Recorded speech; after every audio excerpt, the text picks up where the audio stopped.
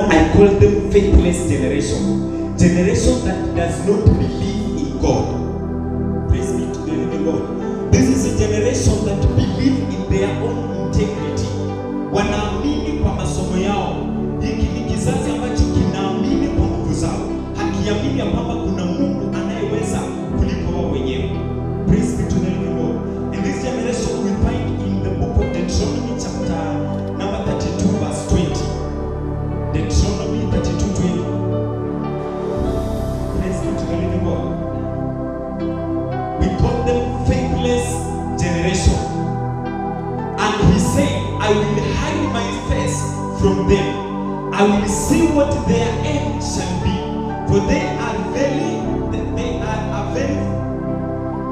flawed generation, children in whom is no faith. That I will hide my face. The generation that will never see the face of God, it is the faithless generation. Kizazi ambacho hakijawahi amini kuna Mungu anayekuwa na akili kuwaliko. Kile kitu chenye utazungumza kupigia makofi ni vile akili zao zitaongoza kufanya kazi.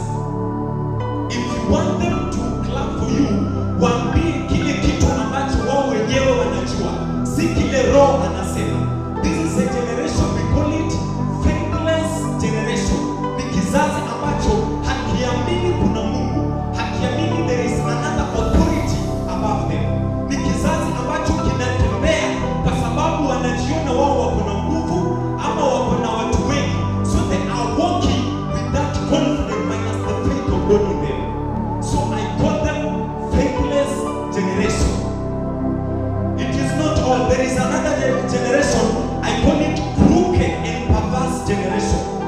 Crooked and perverse generation. In the book of Deuteronomy chapter 32 verse 5. Crooked and perverse generation. Are we there? Crooked and perverse generation. They love iniquity. What you can tell them and they clap for it is iniquity. They have corrupted themselves. Their sport is not the sport of his children. They are a perverse and crooked generation. So this is a generation that loves iniquity. Ni kizazi ambacho kinapenda dhambi. Na dhambi ambayo kinapenda ni dhambi ya sirini. Na something shocking ya kwamba watu kama hao ambao wanapenda dhambi, most of them are on the pulpit. Ni watu ambao wanahubiri vibrantly, but in them there is iniquity. In them there is sin, iniquity. They love what is sickness, they do not appreciate light. Ukizungumza mwanga, hawapendi, wanataka giza. And the Bible says there is no any relationship between darkness and light.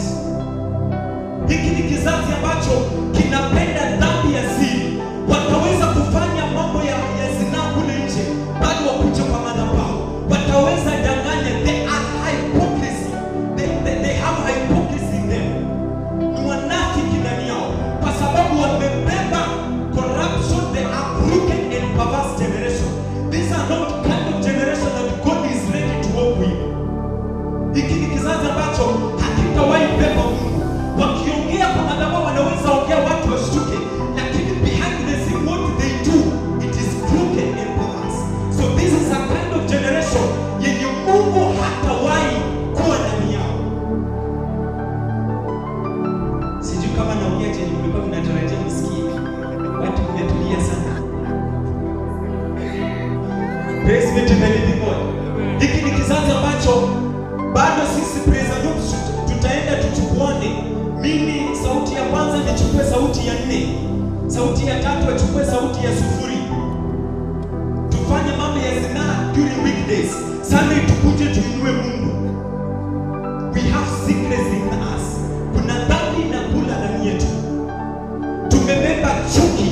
This is generation ambayo haitawahi kubeba Mungu. Walie kutoka asubuhi hadi jioni, hata wafunge utakufa bure. You will never carry God. Not unless you repent.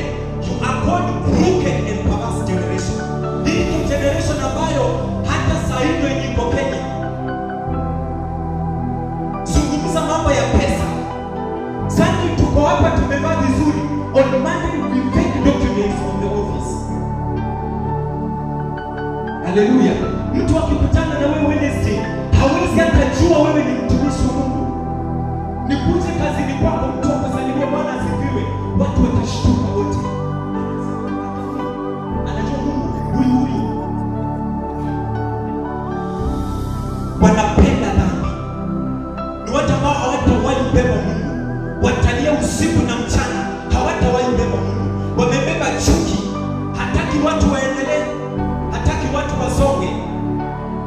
Because they are crooked and perverse generation. Praise be to the living God. Wanajitakia wao wenyewe. These are kind of people. Akisikia yeye ndiye anainuliwa, hapo atafurahia.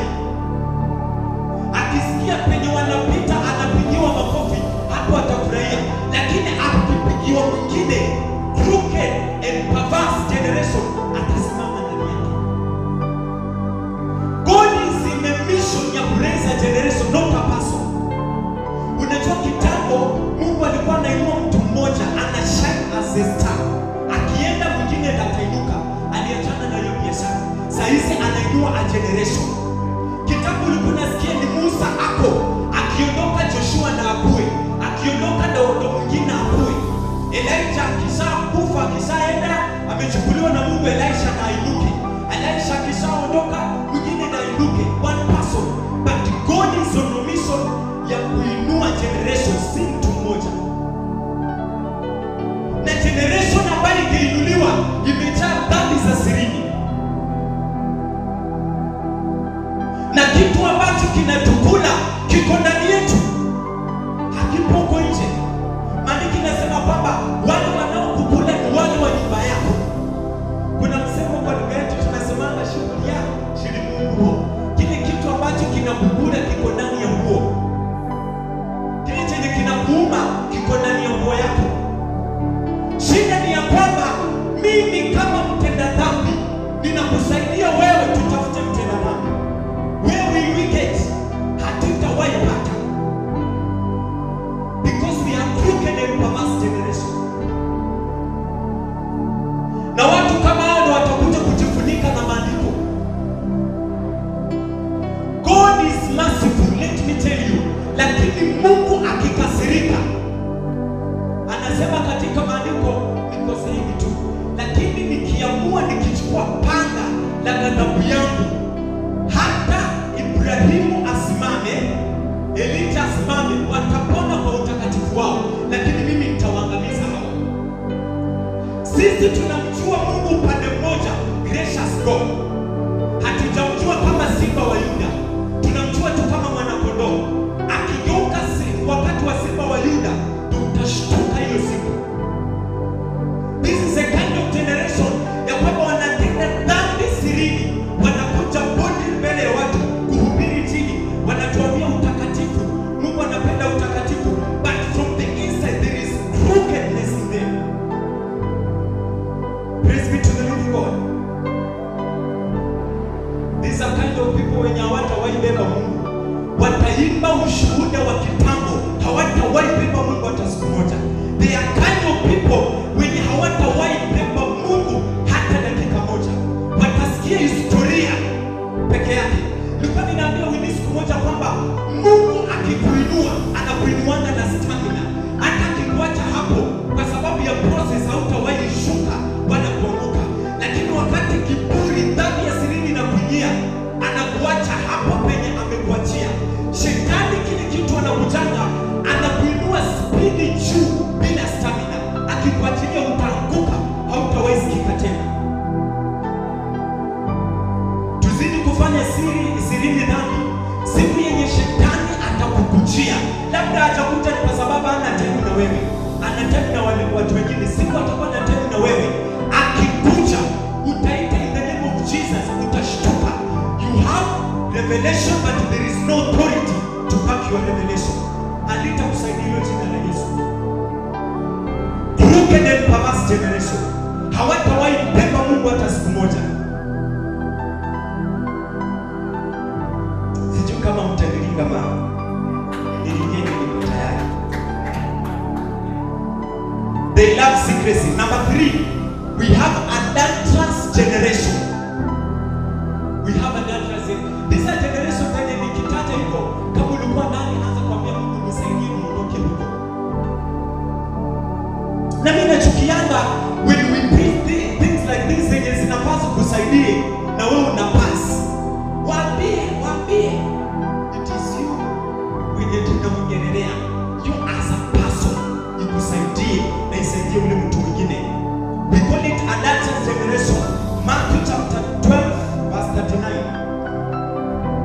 But he answered and said to them, an evil and adulterous generation seeketh after a sign, and there shall no sign be given to it, but the sign of the prophet Jonas.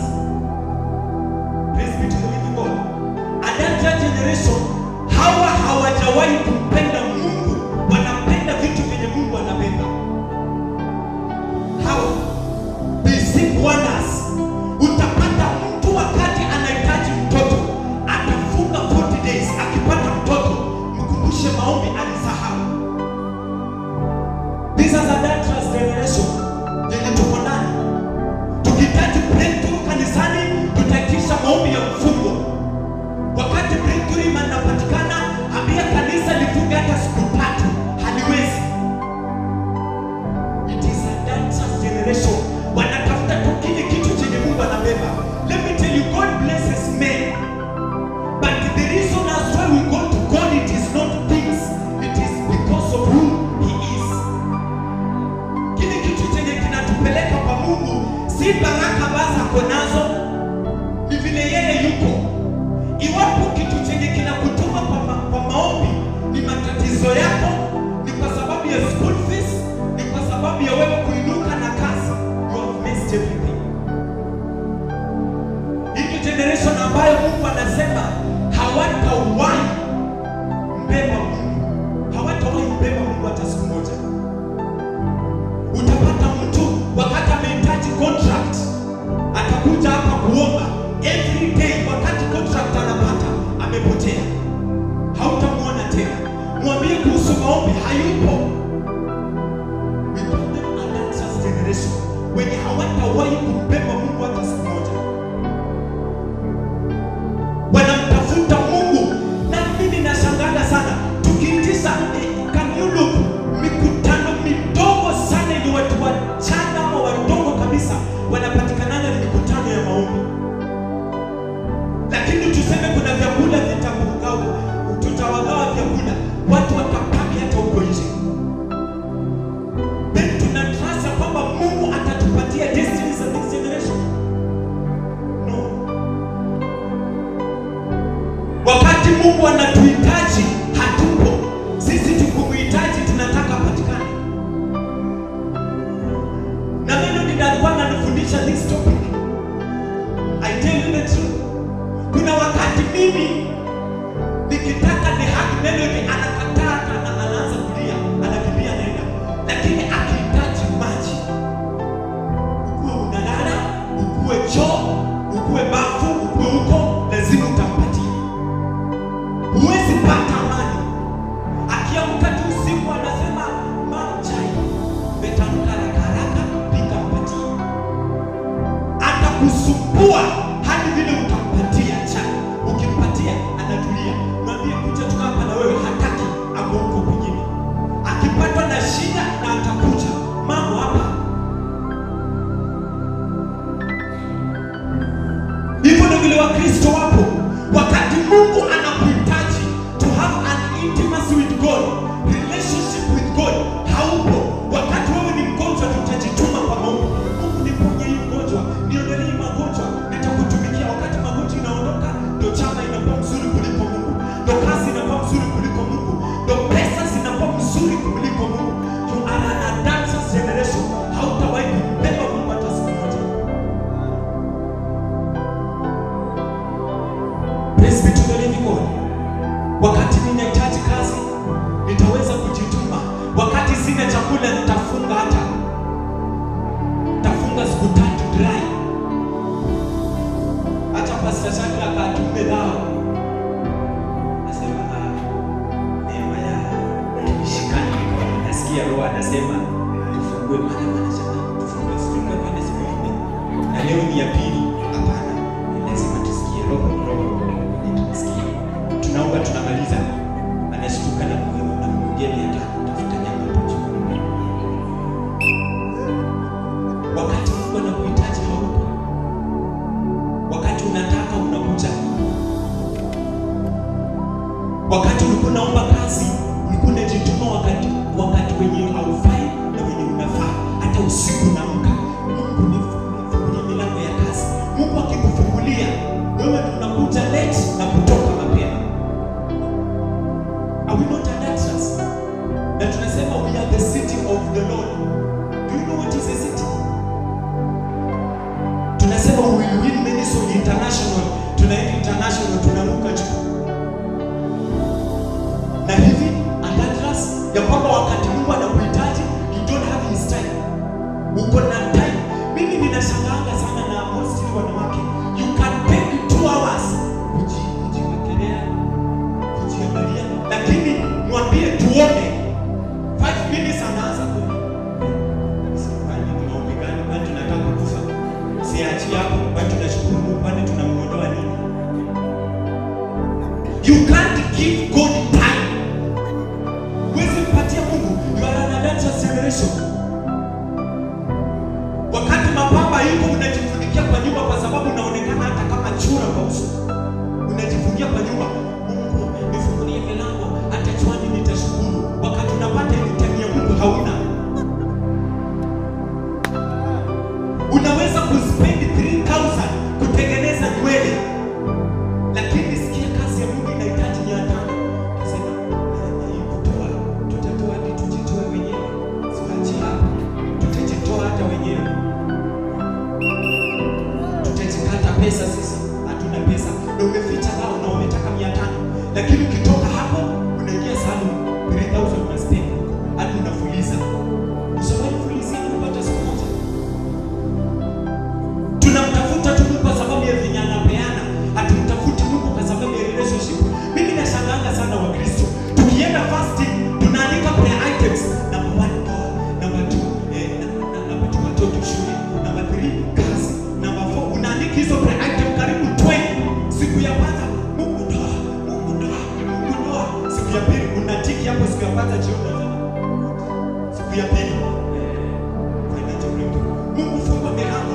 Unasema pesa na ngapi kiwisho tutatoka kwa hiyo madhabahu na uko kiwe kuliko kutukumbia. Because you go to God kwa sababu chenye anapeana. Remember in the Bible, mtu yeyote alifunga, hakuwahi funga apate kitu. Look at Moses, anaingia kwa mlima ajui Mungu amemwita nini. Nyinyi mnasemanga maombi ni nini? Kuzungumza na Mungu. Wewe ukiingia kwa maombi, ni wewe unajizungumzisha tu. Mungu ndoa, Mungu kanisa, Mungu watoto, na unawacha hivyo. Nasema amen. Mungu tukitoka hapo, ulikuwa unasema unafanya nini? Mungu anaongea na Mungu wake, amekwambia nini? Wewe acha roho hii ndani yako. Adulterous generation. They seek wonders. They seek signs. They will never bear the weight of God. Watu wote waliingia kwa kufunga, walikuwa naenda Mungu azungumze na wao. And Moses climbed the Sinai, going to talk to him. Na Mungu yeye hakufunga 40 days. Unasema alifunga 40 days. Hakujua ilifika 40 days. Ni Waisraeli walikuwa na count. Yeye hata ajui ni nini hapo. Hadi vile Mungu atamaliza na shule. Wewe hata Mungu ataanza kuongea sana.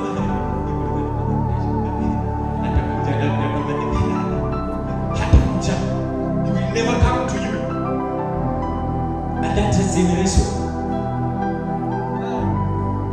Wakiingia kwa maombi wanalimiti Mungu. Wanabaki angalia tena. Wanabaki 25. Wanabaki 5 minutes. Anaomba na baada amechoka na dakika 10. Anaingia anafunga maji. Riba. Kifunga. Dakika 2 imeisha. Dakika 2 imeisha na vile vile sweat. Na kabili imeisha. Tulikuwa nafikiria labda ni 20 hivi. Basi sasa akajielekeza hapa maombi hizo. Tulikuwa nafikiria ni bila item ya mwisho. Na vile anaomba akipeana prayer item moja lazima wanao ipite. Ndio atapeana nyingine. Nasikia anapeana.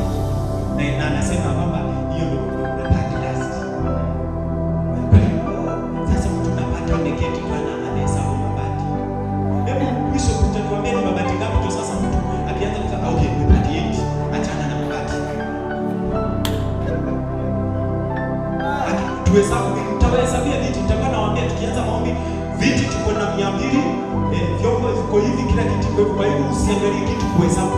Pray. And that generation wanatafuta chenye Mungu anabeba, hawatafuti Mungu. Akishapata chenye Mungu ako nacho, anahepa anaenda.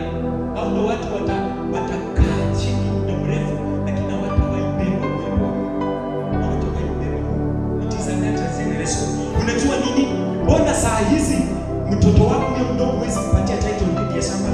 Na ni mtoto wako na vile unampenda hivyo. Hajamachua kubeba title deed. Wewe umekaa sana kama Mungu nisaidie huduma ifike international, na wewe mwenyewe hata huwezi beba. Maturity yako iko chini kabisa. Your maturity is still small. Unalia vitu vikubwa. You will never get them until you mature. And that's a generation. Number 4, there is a stubborn and rebellious generation. Stubborn and rebellious. There are generations who are stubborn. Hallelujah. Wako stubborn and rebellious. This generation, they cannot be tamed. Huwezi kuwaelekeza. Wao wanajielekeza wenyewe. Praise be to the living God. Psalms chapter 78 verse 8. And might not be as their fathers, a stubborn and rebellious generation, a generation that set not their heart aright, and whose spirit was not steadfast with God. Hawa ndio watu ambao wanajielekeza wenyewe. They do not appreciate the guidance of the Holy Spirit. Hakuna roho ndani yao. Hata ukisikia wakihubiri, there is no life of the Spirit in them. We call them stubborn and rebellious generation. Kucho huambia kwamba leo hii ibada ni ya kuabudu peke yake. Atasema na kusifu kibosho. Hajawahi amini kwamba Mungu anaweza elekeza ibada tupu ikawa ni maombi. They believe in themselves. They don't believe in the Spirit of God.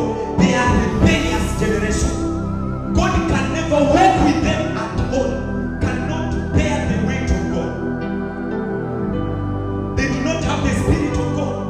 Watakuja jipige kifua, sisi tuna Mungu, sisi tuna Mungu. Watakwama miaka mingi wakisema wako na Mungu na hawana Mungu.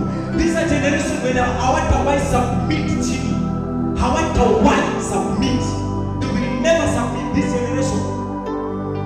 Kusema kwamba hapa sijui kila kitu wanajuanga. Kuna jambo lingine nilikuwa nafundisha hapa Kigoli, na instantly kukatokea kijana mwingine pia akakuja. Na wakati nafundisha huyo Kigoli, yule mwingine akasema, "Ah, wewe unajua Kigoli? Wewe unajui? Wewe unajui?" Wakati alishika Kigoli nisema, "Bana, ninataka kufundisha." Mtoto. Sasa mimi hakuna kitu sijui, kila mseti nacheza, hii hamtatengeneza. Tunacheza nacheza, Kigoli nacheza, gitaa nacheza. They can never allow God to lead them. They do not humble. Hawana humbleness ndani yao. Na hata wakikosea, kusema sorry, it is hard to them. They love their own. Praise be to the living God. We call them what? Rebellious and stubborn generation. Wanakuwa stubborn hata kanisani. Wanachokora watu kanisani kabisa. They are always suspicious. Akiona mimi mtu amejikuta pale na mwingine mimi kanisa walipendaki. Hawa vile wanaongea. Akiwa anacheka. Nimechukua video. Hawa wananiongelea. They are stubborn and rebellious generation. They will never carry God. Hawatawahi humble. That is generation yenye hata kwa pulpit tuko na wao.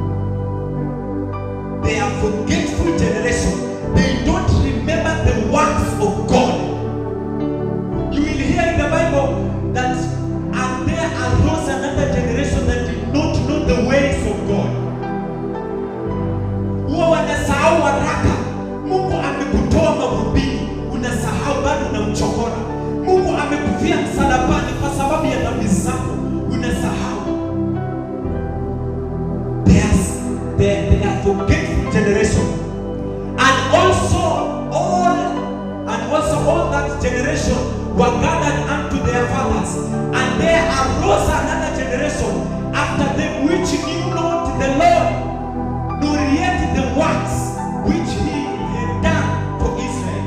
Hawakuwahi jua. Kulikuwa na generation iliinuka, haijawahi jua njia za Mungu wala haimjui Mungu. Unaanza from zero kuwafundisha. This generation will never carry God. Watasumbuka siku mingi mahali pamoja.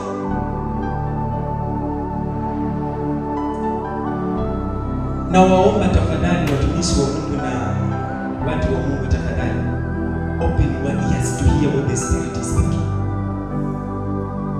It will help you. Hata kama ni chungu kunywa, utatapika kama unaingia kwa tumbo, kusaidia kidogo. Hawa watu wanaitwa forgetful generation, hawajawahi kumbuka the works of God. So quickly, what is a generation that carries God? Generation iko na Mungu sasa ni generation gani? Is a generation that has the life of God, and is the generation that is under the government of the word of God and the Spirit of God. Hiki ni kizazi ambacho kimebeba uhai wa Bwana na kinaongozwa na neno na roho wa Mungu hapo ndani yao. This is a kind of generation yenye Mungu ako tayari kutembea nayo. There is a generation that knows the ways of God. Oh, they draw virtue from above. Ukileta any issue, they ask God first. Si ya kwamba uliza ule pia alisikia. They say, okay, imesemekana hivyo. Wait, acha nitafute. Danieli ilikuwa hivyo. Mfalme ameota ndoto, imedisturb kila mtu, na Danieli anakuja anasema, give us time. Give me time. Usiku maliki nasema kwamba kiomba, God revealed the dream to Daniel. Akikuja asubuhi, unajua chenye kinga alikuwa anasema kwamba niko na ndoto, nataka mtafsiri. Watafsiri wakakuja wengi. Akasema okay, mseme kwanza ndoto nimeota nini na mtafsiri. Okay, mtafsiri si ni yule unaongea alafu watafsiri. Anaelewa kwamba kuna watu chochote chenye watasikia watasema tu. Nimeota nimelala hivi hadi ubukuza. Okay, sema chenye nimeota alafu kiinterpret if you can. Sasa wale maprofeti wakasema hapana, hii chenye mnauliza ni kigumu. Kinahitaji mtu mwenye anaishi na Mungu. Kumbe kuna mmoja anaishi na Mungu. He carries God, who was Daniel. Usiku akafunguliwa. You can't imagine wakati anaeleza mfano kwamba so hivi ndio nimeota. Unajua anamueleza umeota hivi kukaenda hivi. Sasa huo ndio ufafanuzi. They carry the life of God. They carry solution. They don't carry problem. They carry solution. Ukisikia ameingia mahali, it is solution 100%. Akiingia kwa nchi, there is a solution. They are kind of people mwenye akiingia mahali hata kama hataongea mtapata solution. Yeye akae kwa hiyo you will just get solution. They carry the life of God. They bear the weight of God. Wanambeba Mungu ndani yao. So, number one characteristics of people that carry God, or a generation that carry God. Characteristic number one, they are sensitive to the voice of God. They are very sensitive to the voice of God. Praise be to the living God. Huwa wanamsikia Mungu sana. There is a generation ambao hawawezi kumsikia Mungu. Mwaka umeanza, Mungu anakuambia, mimi nikuulize, wewe kwa kazi yako ukiandika mfanyikazi, na kila siku namwambia kitu hasikii, what will you do with that person? Hasikii. Hebu turn left kitu hivi. Anaangalia kama okay kidogo hivi. Kama wewe. Hebu fanya hivi, anakuangalia hivi. Chenye utafanya sasa huyu ni kama amegoroka. Kwa hivyo tutakubadilisha. And there are kind of people when Mungu anataka huwa sensitive to the voice of God. The book of John chapter 3 verse 3. The book of Romans. John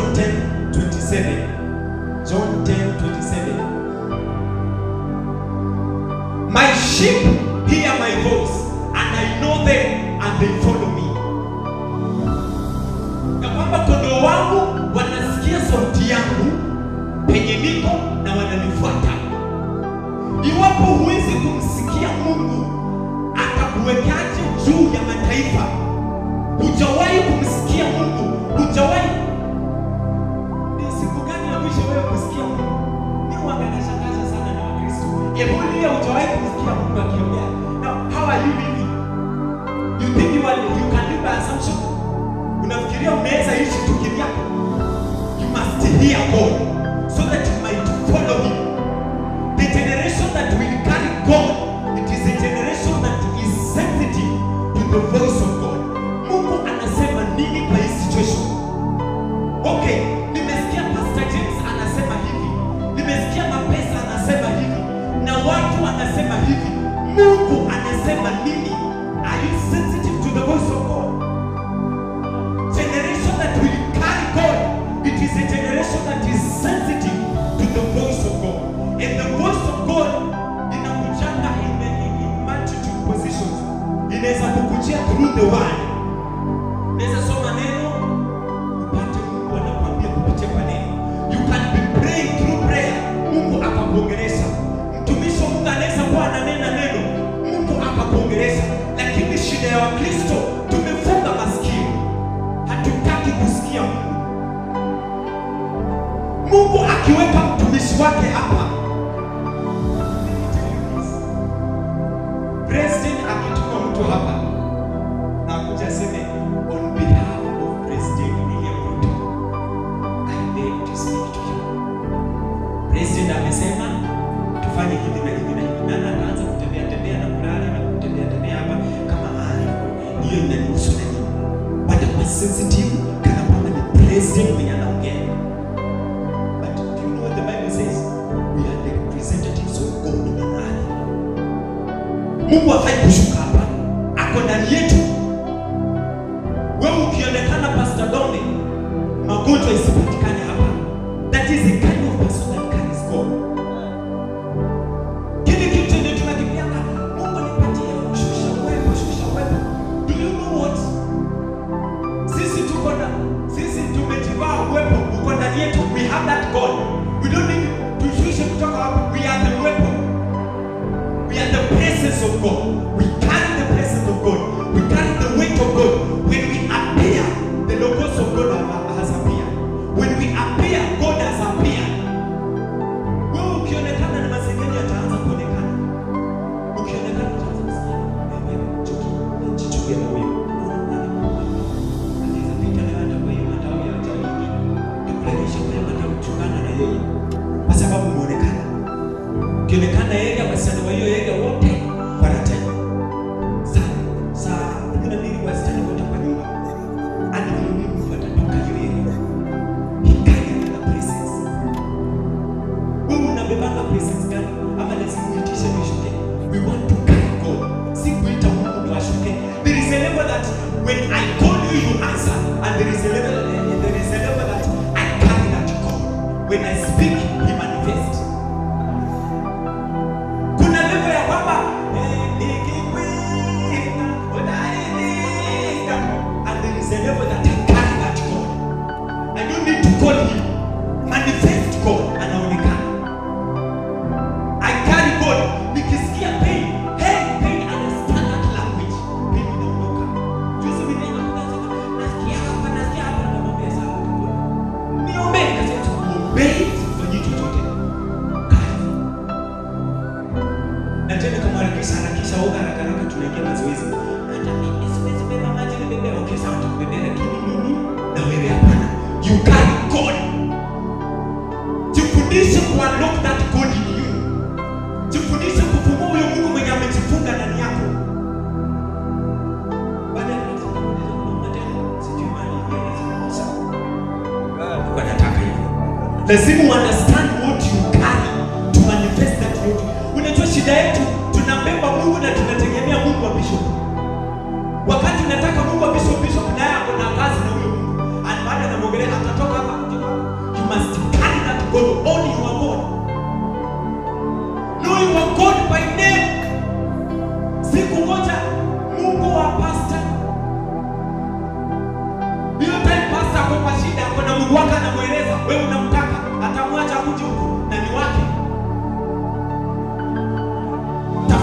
Mungu wako, only your God. Achana na Mungu wa madhabahu. Madhabahu yanahitaji Mungu, pia wewe unahitaji Mungu as a person. There is a level lazima tufike, tuache ushenzi, ufaki, we carry God. I yearn for the day yenye tutambeba Mungu mightily, ya kwamba anaasha mtu klipa anafikia tu pale kumsalimia TV. Klipa anaanza kutembea. Na ibada inaendelea, so anakaribisha mtu anatembea, akaribisha klipa.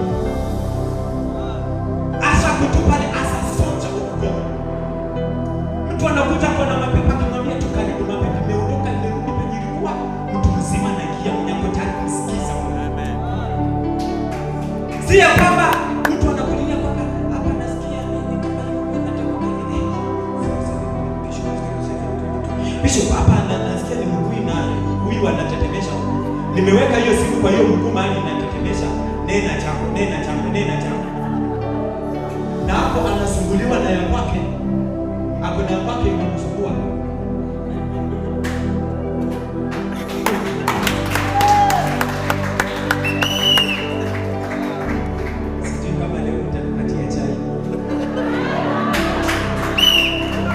Praise be to God.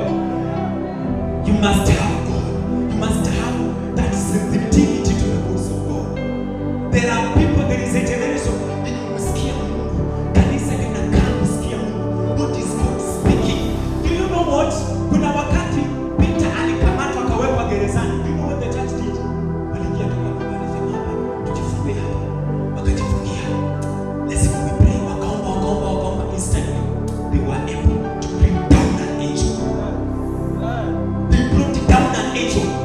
Hawakwenda kusema, Herode amesemaje? Nitatoa mabaya. Sasa natatubiria sasa. Natakuwa natumbea. Natokea atatuwekea mikono tuanguke chini miguu yetu. You must guard God. Siku ngoja uhubiriwe, you have God inside you. Do you know what? Hii yenye tunahubiri hapa, it is the least thing to do in the world. Kitu cha chini sana kufanya. Kuambia hivi na maneno ni cha chini sana. Cha juu kabisa ni matendo yangu. Natembea TV, I am a living testimony. Ukinisoma unasoma Mungu. Si ya kwamba nikwambie niko na Mungu. If you see me, I have God. Si ya kwamba nikani kusema, unajua mimi, uniongo, niko na Mungu. Achana na mimi, niko na Mungu. Mungu atakuchoma. Utakuja hata hautaona hata moshi ya jikoni itatoka.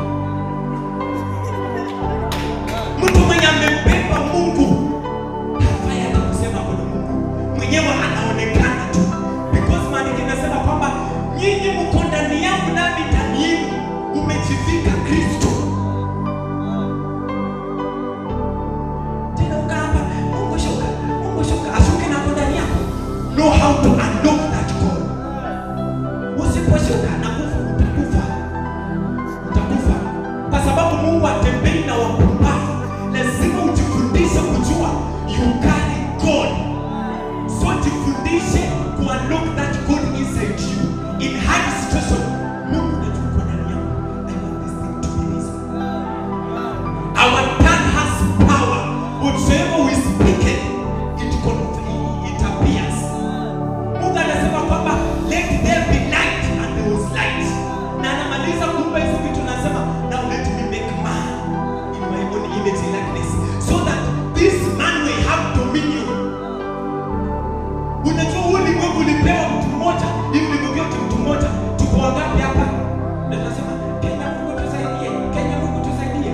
You and man is able to rule the whole earth. You have that capacity, you don't know. Number 2, to the leadings of God. James chapter 2 verse 20. Hawa ni watu, there is a thing of hearing God, and there is another thing of obeying God. Kusikia Mungu ni vizuri, lakini kumtii Mungu is much deeper. Kuna watu wengi wamemsikia Mungu, amewapatia instruction, lakini my friend, to obey is hard. Mungu amekwambia fanya kitu fulani, but to obey it is hard. But wilt thou know, O vain man, that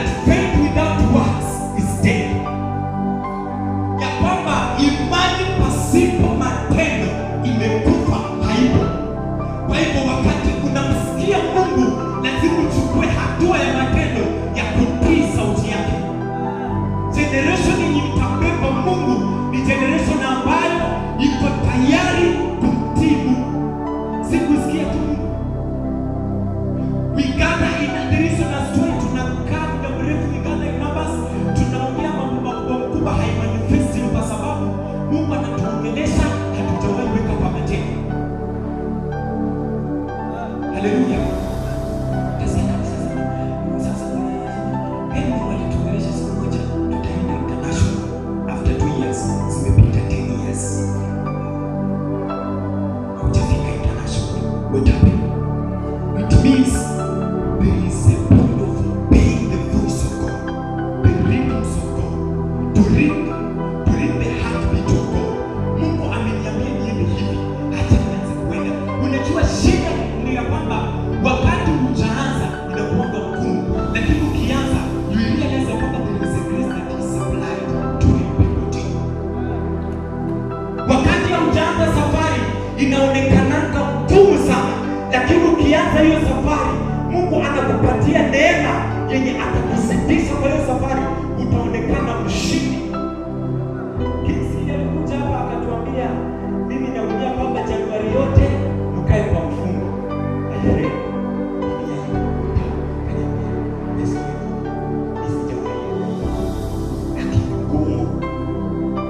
Siku ya kwanza tulikuwa kama watu wameenda, sasa tuko ndani ya 20.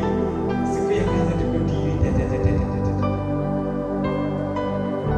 Ulifika siku ya 21 hata tulisahau. Ile tuligonga 40. Ilibaki huko nyuma. Because there is a grace that is applied when you obey.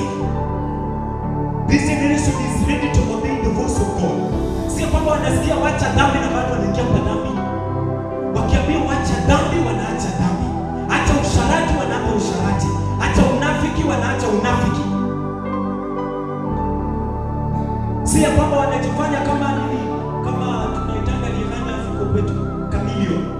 Na kwamba akiingia kanisani yeye ni white hata malaika akitukianza na malaika wewe malaika ni wewe.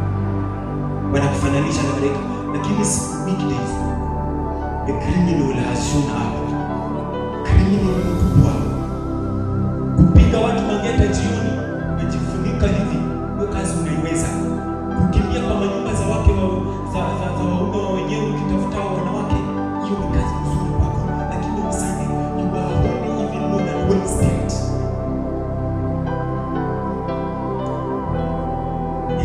Praise be to the living God. It is number 3, it had the boldness to confront sin and characters of men. Jeremiah chapter 1 verse 4. Maana anasema kwamba huyu Jeremiah anaambiwa kwamba nimekuita kama nabii juu ya mataifa mengi. Nimekupa mamlaka ya kung'oa. Then the word of the Lord came unto me saying, next. Before I formed thee in the belly I knew thee, and before thou camest forth out of the womb I sanctified thee, and I ordained thee a prophet unto the nations. Next. Then say, Lord God, behold, I cannot speak, for I am a child. Next. But the Lord said unto me, say not, I am a child. For thou shalt go to all that I shall send thee, and whatsoever I command thee thou shalt speak. Next. But not afraid of their faces, for I am with thee to deliver thee, saith the Lord. Next. Then the Lord put forth his hand and touched my mouth, and the Lord said unto me, behold, my word in thy mouth. See, I have this day set thee over the nations and over the kingdoms, to root out and to pull down, and to destroy and to throw down, to build and to plant. Hii generation ambayo itang'oa kilichopandwa, ipande kilicho cha Mungu. Itapata kuna sheria imewekwa, itoe hiyo sheria, iweke sheria ya Mungu. This generation iko tayari ku confront sin, it had that boldness. Itaita spade a spade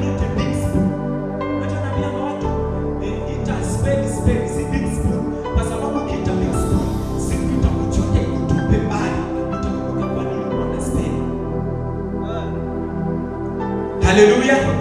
So this generation yuko courageous kusema hapa hapana, hii ni dhambi, hii si dhambi.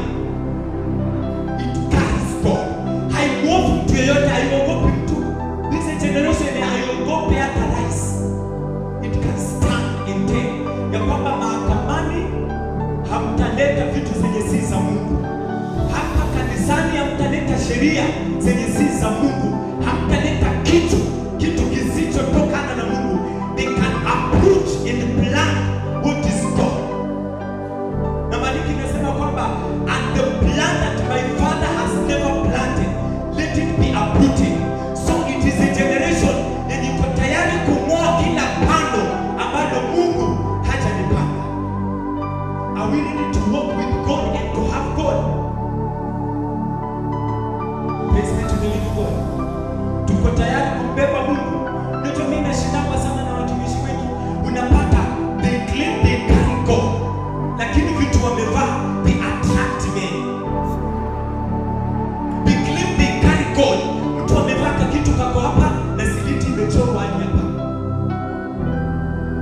Nakwambia there was a day tulikuwa tumeenda kuhubiri na my spiritual father Bishop.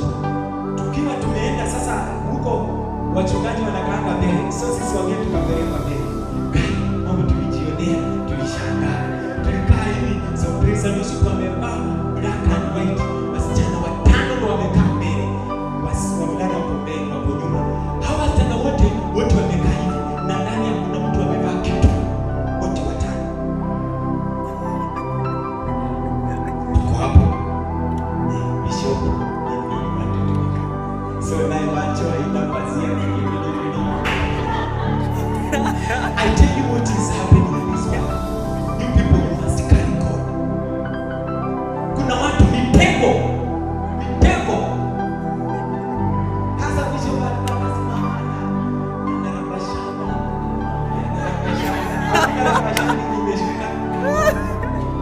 Ni Roho Mtakatifu ameshashuka sasa. So wakati alisimama akasema tuamke kwa miguu zetu, akifikiria wakikaa sasa watakuwa smart. The time walikaa heri vile walikuwa. Sasa alisema praise and worship tukuje tumwabudu Mungu. Nitaongoza mimi. Bishop akaja kuimba mimi nitaongoza mimi nitabaki. Akaimba. Wale wakaje wakakaa wazi. And they claim they carry God. Voice ikitoka utaitamani.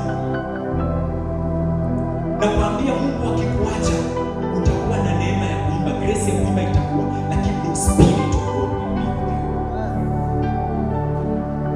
you. Utawachwa na grace ya kuhubiri, utahubiri vizuri, lakini the spirit of God, the life of God will not be in you. Atakutoka kitambo. Na watumishi wengi wa Mungu alituacha kitambo, tulibaki na grace. Siku grace itaisha, utaanguka kama puppet. Hatutawahi kuona. Mwingine amevaa, ingine ni mrefu lakini si mtu mtoto.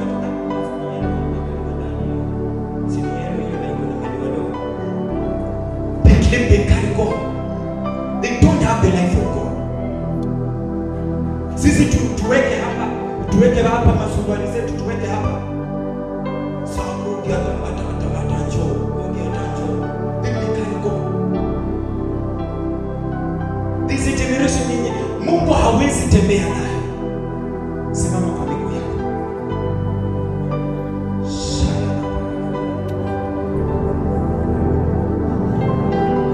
Ambia Mungu nisaidie. Open your heart to God and pray. Orima shayana parakade.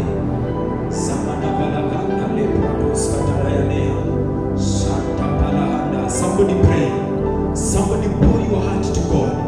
Say, God help me. Say, Father help me. Eramana bos katayane.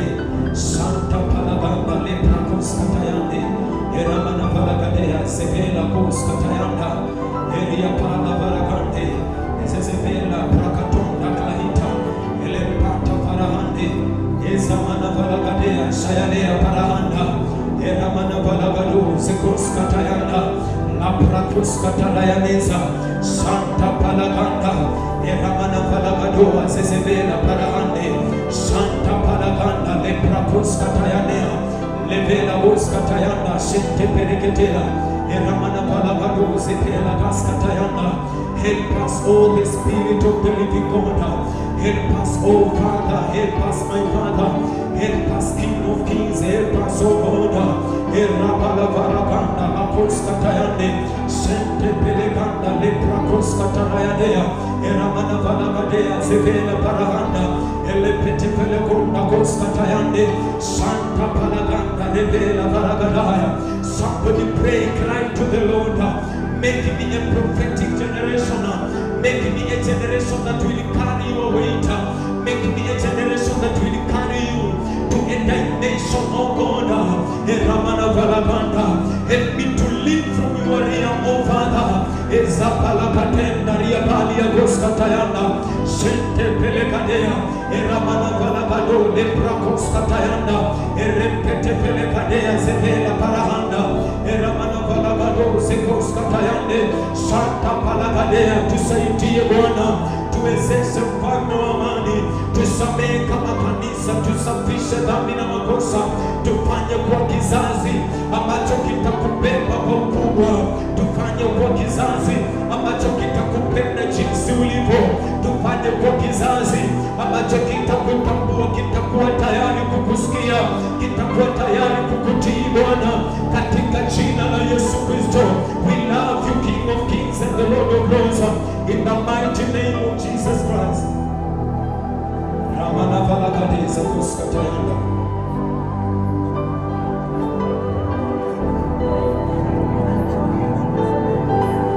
Ningependa sote tuinue mikono yetu juu, niombe hili ombi, kisha nitamkaribisha askofu. Ramana Valakadeza Kuskatayanda.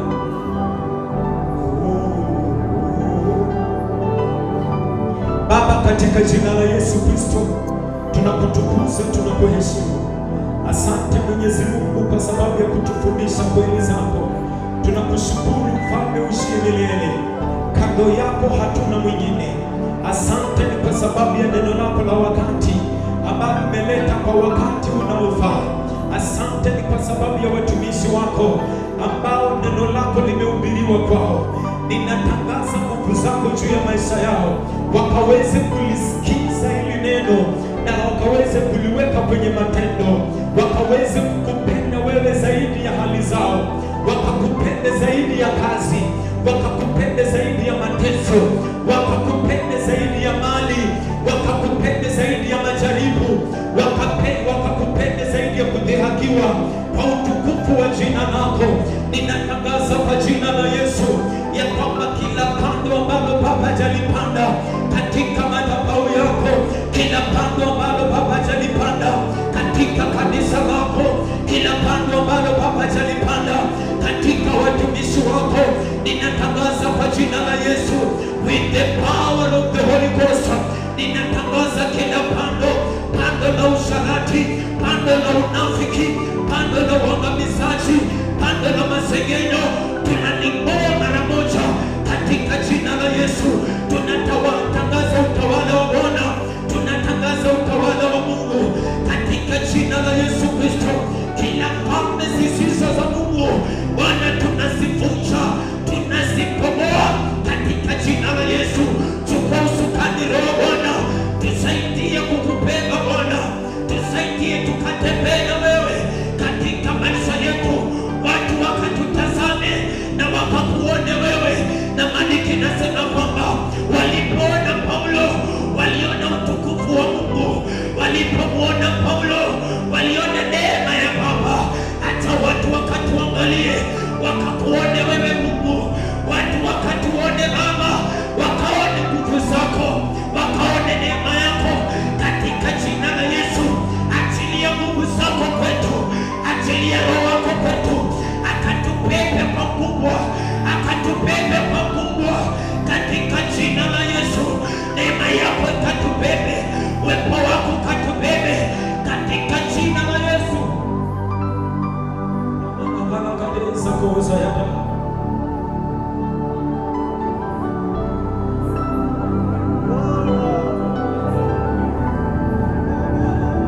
Nahisi kama kuna mtu mgonjwa kuja. Kama wewe ni mgonjwa kuja, there is the power of healing in abundance in the house of God. Unahisi kuumwa kuja. Ramana valakade Zakos katayande Leprakanta la valakadea Lente palaganda kos katayanda Shente perekenta palaganda Ezavala valakadore kos katayanda Leprakos katayanda. Labda mwacha mgonjwa kuja. There is the power, more power in the house of God. There is the power of God. There is the power of God. There is the power of God. There is instant healing. In the name of Jesus, there is instant healing. Oh, Rima Shanta Palahande, Leprakos Katayanda, Eramana Valakadea, Zakos Katayanda, Eria Palavalakanda. Mungu umetupatia uwezo na mamlaka wa kuvunja na kubomoa na kuangamiza kila aina yote ya magonjwa katika jina la Yesu. Tunaangamiza kila roho ya maumivu. Tunaangamiza kila roho ya maumivu katika jina la Yesu Kristo. Nguvu za mapepo ya kuzimu zivunjike mara moja. Kila mapepo ya kuzimu, kila magonjwa ya kutumwa na kujituma iangamie mara moja. Ipigwe na radi ya Bwana, ipigwe na radi ya moto wa Bwana. Moto kashuka kutoka mbinguni katika haya magonjwa katika jina la Yesu. The power of God to break every authority, to break every sickness in the mighty name of Jesus. Kila ufalme wa giza uvunjike mara moja. Kila ufalme wa giza uvunjike mara moja. Kila magonjwa kila aina yapigwe na radi ya Bwana, yapigwe na radi ya Bwana katika jina la Yesu. Kila ufalme na ulingo wa giza erapatakatayana leprakoskatayane eshantapalahadea eramanafalaganda. Kila falme za giza zivunjike mara moja. Kila mapepo ya kuzimu, kila uchawi na ushirikina ukamatwe kwa moto. Eramanafalaganda leprakoskatayana ariapalakatea elepetekeskatayana. Kila mfalme wa magonjwa uachilie mara moja, uachilie mara moja katika jina la Yesu. Uachilie mara moja katika jina la Yesu. Kila ufalme wa magonjwa, kila maumivu ya kila aina ya uachilie katika jina la Yesu. Rapalakatayada Zente palagondi ya palakadea Eramana palakanda rekoskatayande Shanta palagadea Eramana palakanda rakoskatayande Shente pelekanda repalakadea. Ukiwa na shida yote njoo katika jina la Yesu. Unahitaji kitu kutoka kwa Mungu, hatukuji kwa Mungu kwa sababu vyenye anabeba ako na mingi zaidi ya hiyo. Kuja haraka katika jina la Yesu. Njoo haraka, umehitaji maombi. Eleprakoskatayanda Eramana palakadea legoskatayanda Shanta palakada Eramana palakande sekoskatayadea. Iwe ni kazini, tunatangaza ole pali ya kaskatayanda Shanta palakada erepetefelekanda kitia palakataya. The Holy Ghost of God, the Holy Ghost of God, the Holy Ghost of God, the Holy Ghost of God. Eramana palakada lepetekete palakadea ezeprakoskatayanda Shanta palahayanea Eramana palakanda sekoskatayanea leprokoskatayande Shanta palakadea eremene pelekanda sekoskatayadea erempeta palahadaya Eramana palakanda esekoskatayande Shente pelekanda erapatakatayanea sevena palahanda leprokoskatayanda. The power of God, the power of God, the power of God. Eramana palakada erepetekete palakadea eleprakoskatayanda Eliamana palakadaya.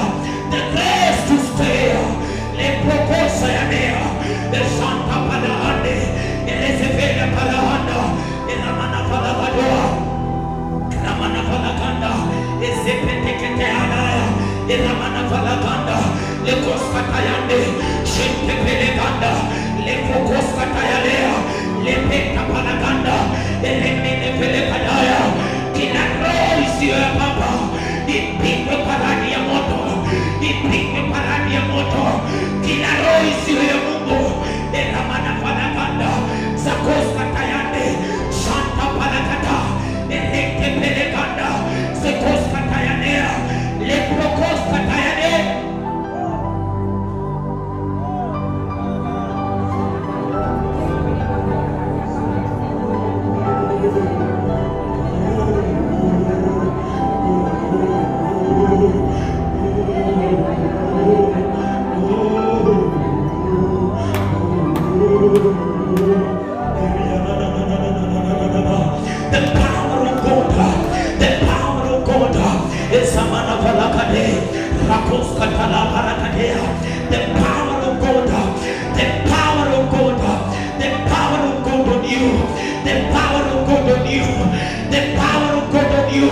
In the name of Jesus Christ. Rima Santa Palaganda, Lekoska Talara.